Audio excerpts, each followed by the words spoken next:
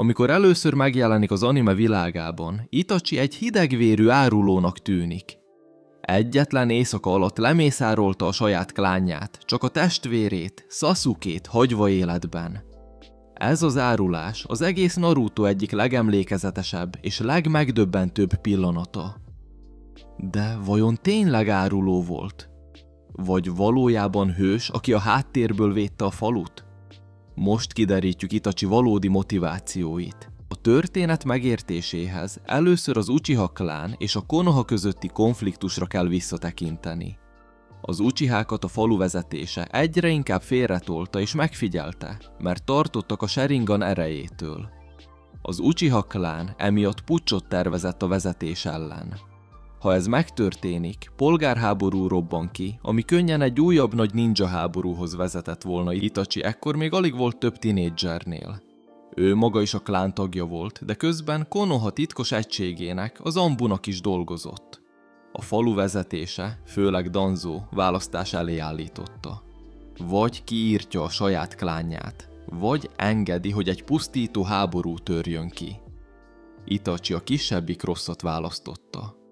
Az éjszaka, amikor lemészárolta az Uchihákat, valójában nem hatalomvágyból vagy gyűlöletből történt. Azért tette, mert hitt abban, hogy így megmentheti a falut, és több ezer ember életét egyetlen embert nem tudott megölni. A testvérét, Sasukét. Itachi mindig is szerette az öccsét, és azt akarta, hogy erős legyen. Ezért szándékosan úgy állította be magát, mint egy áruló, egy szörnyeteg. Azt akarta, hogy Sasuke gyűlölje őt, és emiatt mindennél erősebbé váljon. Az ő terve az volt, hogy Sasuke végül legyőzi és megöli őt, így az öccse bosszút állhat a klánért, és hőssé válhat Konoha szemében. Ezért viselkedett vele mindig kegyetlenül, nem azért, mert nem szerette, hanem pont az ellenkezője miatt. Itachi a mészárlás után az Akatsuki tagja lett. Sokan azt hitték, hogy bűnözőként él tovább, de az igazság más volt. Valójában kémként működött, hogy figyelje az Akatsuki lépéseit, és védje Konohát a háttérből.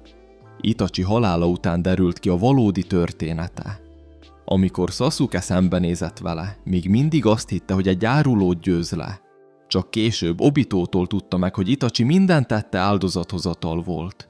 Még az Edo Tensei idején is, amikor feltámasztották, Itachi bevallotta az öccsének, hogy mindvégig szerette, és csak a békét akarta. Itachi története az egyik legtragikusabb és legösszetettebb a Naruto világában. Egy ember, akit mindenki árulónak hitt, valójában a falu igazi hőse volt. Feláldozta a saját becsületét, a saját boldogságát, sőt még az életét is, hogy másokat megmentsen. Ezért mondják sokan, hogy Itachi nem csak a Narutóban, hanem az egész anime világban az egyik legnagyobb tragikus hős.